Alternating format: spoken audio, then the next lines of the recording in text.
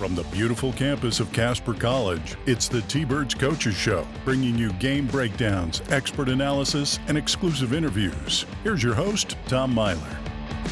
Hello, T-Bird fans, and welcome to, guess what, our first basketball coaches show of the season. And with me, we have Coach Dwight Canary. Coach, welcome to the show. Well, thank you, Thomas, and I'm really excited to get this going again. It was a lot of fun last year, and I think our fans really appreciate the effort that you and your department put into this because it does increase interest. Well, I sure hope so, because I tell you what, basketball's fun, and watching basketball is great, but seeing kind of the behind-the-scenes look and understanding and talking with Coach, because, we don't get to talk to you a lot. It's always fun to, all right, what's going on behind closed, well, not necessarily closed doors, but behind the scenes. Closed mind, yeah. Closed mind, yeah. There you go. I love it. Hopefully we don't disappoint. Well, let's not disappoint then, shall we? So let's start with the very, very end of last season. So I think overall it was very well. Yeah, a little disappointing in the end. But I mean, you made it to the national tournament, which was hosted here, which I think was great. It ended up being great, yes. You played Northwest Florida State, which that first half was great, going in with the lead. And then I just, from watching that, they kind of finally figured out, made some adjustments, used their size, and just kind of bullied you down low. Absolutely. They were a very talented team. I think first to go back, yes, it didn't end on a great note because anytime the last game, typically, unless you're Hutchison, ends in a loss. And so it's going to be definitely painful and real disappointing. But, as far as the accomplishment and what we did as a group last year, couldn't be more excited. And, we lost in the second round. We won our opening first round game. If you kind of do the math, there were only 8 teams that finished higher than us in the country with 172 possible. So it's hard to be disappointed with that. It's always disappointed to end your season if you're not the champion and stuff. But couldn't have been more proud of our effort and our accomplishment with the team. Yeah, I would absolutely agree. And I think another thing we can really see is how much the community came out and supported you with that one. I mean, the first game was great. That second game against Northwest Florida was amazing. By far more than I was ever expecting. The first crowd, it was more than I was expecting. And it was fun because I know our kids enjoyed it. I know our kids got to experience something they've never experienced before. We get great crowds at our home game by NJCAA standards. Our support for our home games in the regular season is great. But to have that turnout at the national tournament, I just really appreciate the community.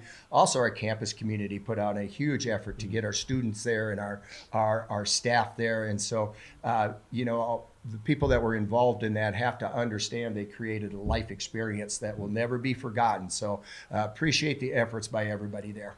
Yeah, I mean, I can't imagine. That was a big crowd, and just, when things went well, they got loud, and so I imagine that really helped with the momentum with our players, and just no doubt what it a does. Lifetime. It's an energy provider, and when we just get a little spark going there, there's a long road to climb back when we got down by 11 to Northwest Florida because they're amazing, defending national champs. But we had a little spark and our crowd got into it, and I could see our team just pick up. So yes, even when we were down, once we had a couple positive plays, that energy came back in the building and it had an effect. Yeah, absolutely. So we love that. Like you said, you can ask for a better result. Yeah, it's a bummer, but yes. For how well they played, and especially against the defending national champions, and then go on to get second. Yes. You couldn't ask really for better. No, you couldn't. I just couldn't be any more proud anyway. And so with that, we host nationals again this Yes. year, which only a little bit of pressure to go. No, there is. There is. We want to be there really bad. Yeah, especially if we're going to get from last year's crowd, I think we get an even better crowd. Yes. Yep. I think we could do it. Yes. And so with that, you lose a couple of key players. Irene is gone now. We've lost Luca Axe. We've replaced with another Axe. Yes. No relation, I've learned, Yes. which is fine. And then also we've lost Logan Alvar to the University of Wyoming, which that's okay because she'll do great there. Yes. Meeting up with Igo again. So that's that is wonderful cool. stuff. That is really cool. So and then Angela too. that's very right. very good. Four very impactful sophomores, especially offensively, that we have to replace. And so how do you go about this process saying, hey, they were great, either coming off the bench or starters, providing points or creating this nice tempo for the team? How do you replace players like that? The blueprint really doesn't change from year to year. Our philosophy is try to recruit someone at all 5 positions in our freshman class that is good enough to start. They may not, but we want a point guard that has enough skill level to eventually start, be good enough to do it, and we do it all the way through all 5 positions. So then hopefully year after year you're just kind of rolling over. You have that experience coming back. So we try to attack every position in our recruitment. And obviously, you hope you get the top talent. So those are quality kids that can step in and replace. Doesn't happen right away. You don't replace sophomores right away with that experience. But in time, just like last year, our freshmen stepped up and our sophomores became the sophomores from the year before. So the blueprint really doesn't change year to year. All right. So, I think it's obvious to say you want talent, and that's what you're going to look for. But for those that might be looking at, hey, I want to go to college, what are some of those like intangibles that, hey, you don't necessarily see that, but we are looking for it? Oh, there is intangibles, and it's a big part of the recruiting process. But the first and foremost important thing is talent, because without talent or athleticism, we're not going to be able to get to a certain point. But it goes way beyond that. You have to have a very good basketball IQ, which what I'm talking about there is just understanding the why we do certain things. And when we put in different plays that other teams are going to run in our scout or ad sets, you really have to be able to pick that up quickly. This is no stretch. I really look at the academic side, because I do think coaching is teaching, and my classroom is the gym, and we have to teach to understanding, and you need good students that can pick up things. Our subject happens to be basketball, but if you're a good learner in the classroom, there's a good chance you're a good learner on the court, and it's very important. All right. So what other so to learn, for one, is probably one of those great intangibles, but you're talking a lot about basketball IQ, but how does that translate to the court? What if someone's got a great basketball IQ? What does that mean on the court? I just think it's understanding, okay? And then it takes it a step further. If I instruct and they do what I instruct, that's going to have some success. But if I put something in and they understand what we're trying to accomplish with that, what we're trying to do, that's to me, that's the basketball IQ. And then to take it a step further is, okay, we're trying to do this, and the defense takes that away. What's the counter to that? So it's understanding the game. And just as simple as if somebody is guarding me tightly, I make a burn cut or I cut to the basket. I don't just stand there. That's feel or basketball IQ. And I think it's critical. No, absolutely. That makes sense, because I'm just thinking too, and there was actually a comment that I listened to from LeBron James that said, if you flip a play, there's some players that just, I don't understand that, but that's how basketball IQ works. If you flip the play, well, it's just the same play, but you just run to the other side. Absolutely. And that is it. That's the understanding. That's a perfect analogy, Thomas. Well, perfect. Hey, look at me. I'm already put me in, Coach. I'm ready. Coach Macy's in trouble. Yeah, that position's in trouble. Oh, yes. Yeah. No, he's not. Coach, you're fine. You're fine. You're fine, Coach. Don't worry. We're good. All right. So recruiting is going well. And, another interesting thing, you seem to like a lot of players from, Spain area.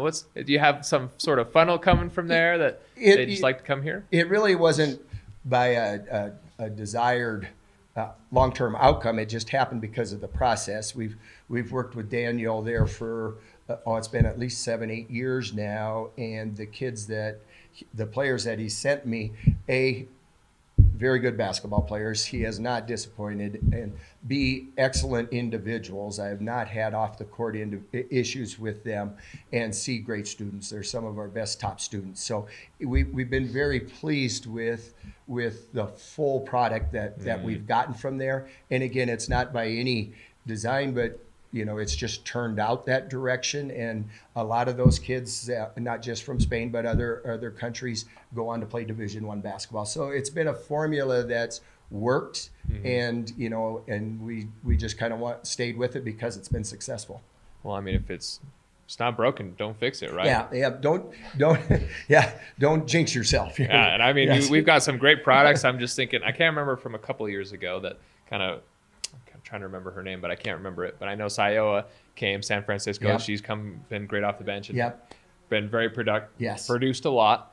And then now we've got Autumn's been real good. Great. Polish and they've all been, and it goes back for 6-7 years. Raquel, Bruna. I could list a lot that great players from Spain. Absolutely. So it's really kind of fun to see. Yes, the international, but we also got some local. I know Brooke Wright from Douglas. Yes. She redshirted last year, but she may or may not see some playing time. You're the coach Well, on that one. But. Just update there. Unfortunate because she would have been seeing some playing time. She's had a great fall, but re-injured a shoulder. We're in the process of getting a full evaluation and exactly what it means. But it was a tough injury in one of our jamborees. Feel horrible for Brooke because passionate about the game, very knowledgeable, and has had a great fall. And, we don't know the outcome yet, but it is unfortunate because I would love for things to go her direction. Yeah, I mean, you never want to see, any player get hurt just because, hey, you want to see him play. You want to give them the opportunity. That's an unfortunate It was a tough one. It's a tough one right now. Yeah. Well, I guess that kind of segues into the next one. I mean, not to talk about unfortunate injuries, but you've had some preseason games. You've gone to multiple jamborees. What have you seen with the team that you've liked, and what have you not liked? What can be improved? It's been a little bit of a roller coaster for me, actually. We went. We started out in Colorado October 5th, and we played 3 games and probably played. We graded. I'd give us a B- in our overall. How we took care of the basketball, shooting, etc. Fast forward a little bit to our 3rd weekend, we went back to Denver and we played 3 teams, and we played Eastern Arizona, who's preseason ranked number 4 in the country right now, and we beat them by 1. We played Odessa, who's preseason ranked number 8. We led at least all the way up to halfway through the 4th quarter, and then they took over in the 4th quarter, made some free throws, ended up beating us. And then we played Trinity Valley, who is preseason 15, and we lost in overtime to them, and we had a layup, at regulation time to actually win that. So felt real strong because that's some of the JUCO top teams in the country, not just speculated this year, but year in, year out they are. And then we went to Black Hill State on Wednesday a week ago, and we just really struggled there. So, it's a roller coaster. Coaches, we have issues. There's no doubt about it. We're either up here or we're down there. There's no even ground. We admit it. It's just reality. So, to be honest, I don't know exactly. 2 weeks ago, I'd have said, okay, we're trending really high. And then after Wednesday's game, we're just, okay, we got work to do. So hard to give you a real answer on that. Sorry. Well, I mean, it's preseason basketball, it too. Is. You're probably still figuring out, okay, what players work best 100%. together. What, where's the position that you need to be at? What's going to work best? Yes, you're 100% right. Preseason is evaluation time, and individual evaluation and team evaluation. So 100% accurate on that. And I mean, even throughout the season, we saw it with men's soccer. Coach Ben MacArthur was still trying to find the right defensive line for going almost until the end of the season. He was still trying to figure it out, which, I mean, and he ended up finding it, I think. But it's an ever-evolving situation. It really is. And we talk about our playing time, and our roles early in the year, but they flip by the end of the year. Somebody might be getting 4 or 5 minutes a game early here in November, but by the time we're playing the national tournament, if we're fortunate enough to get there, they could be 20 minutes. People progress. There's injuries. There's a lot of things that happen. So where we're at currently in our roles, just like you said, it's going to change drastically between now and the end of the season. Absolutely. And I want to go back a little bit too, because you mentioned some preseason rankings. And I mean, they're right. You mentioned Trinity Valley, and I believe, they've got probably the record for most national championships. Yep. And so, these are some tough teams, but let's not knock yourselves out. You're preseason ranked number 10 right now. Yeah. I think that's I appreciate that because I think that's a program thing. I think that's okay. Casper College has been consistently in the top 20. And so that's a recognition of the program. And also they understand we have 8 returners from last year's team and how we did there. So yeah, it is. And again, 2 weeks ago, I thought, yep, that's probably, they're about right on there. I get there. And then again, of course, I'm very, it's kind of a honor to be recognized, and it's the kids that deserve that because, they put the work into it. Yeah, absolutely. And I know it's preseason. It's whatever. It's still, like you said, it's mostly just nice to be recognized that, hey, we are a good program. We've had a great team in the past. We're going to continue that this year. Thank you. Now let's go prove to you that we deserve that. Yes, you're right. Now you got to back it up. I love it. So with that, season opens this weekend. Yep. You're driving down to Ephraim, where Snow College is at. Yes. And so you're going to play 2 typically tough teams. And so you've got Utah State Eastern and Snow College. And I know with Snow College especially, there's been a lot of back and forth with, oh, they've come here and they've like a buzzer beater win. Yes. And we've gone there and beat them, no problem. Well, let's talk about what can we expect this weekend against Utah State. It's a good, on the women's side at least. I can't speak to the men's side because I'm not familiar with that piece. But on the women's side, it is two great games for us because, first of all, I think Region 18 has strong athletics in general, but their women's basketball is always very good. So we get to open up with two very strong teams.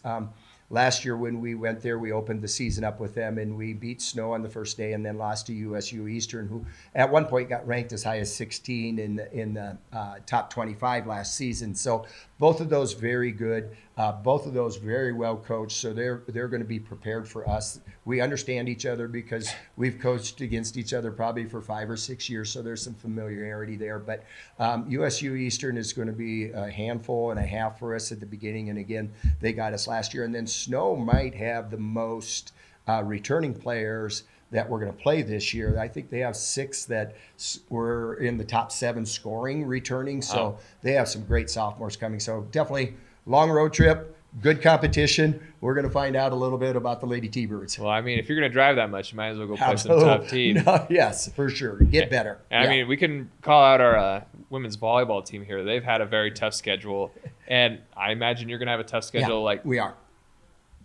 We want tough schedules. Like that's what's going to test your team and help them progress and figure out, oh, hey, if we want to go to nationals and we want to play well at nationals, these are the type of teams we got to play. It's exactly right. You want to play the strongest competition you can because it's your record can help you for an at-large bid, but that's tough. And if that's your hope and you're scheduling lighter games and you don't get that at-large bid, you didn't prepare your team to win the regional tournament. And that's the only guarantee is if you win Region 9, you're in there. So these tougher competition games help us get better and help us be the better team by the end of the regular season and going into our postseason. Absolutely. I mean, you brought it up a little bit, so we're going to talk about it. So you've got your non-conference schedule and then going just into conference. Who's going to be the other big players? Usually it's NJC, but what can we expect around the region? If out of the North, there's been some coaching changes again this year. We have a new one at Northwest. Coach Helen Bowl is coming from Douglas High School. Has had tremendous success. They're a great program, and we've benefited from Coach Helen Bowl's program. Yes. We've had great kids from Douglas, 4 or 5 of them that really have helped us. So I don't know.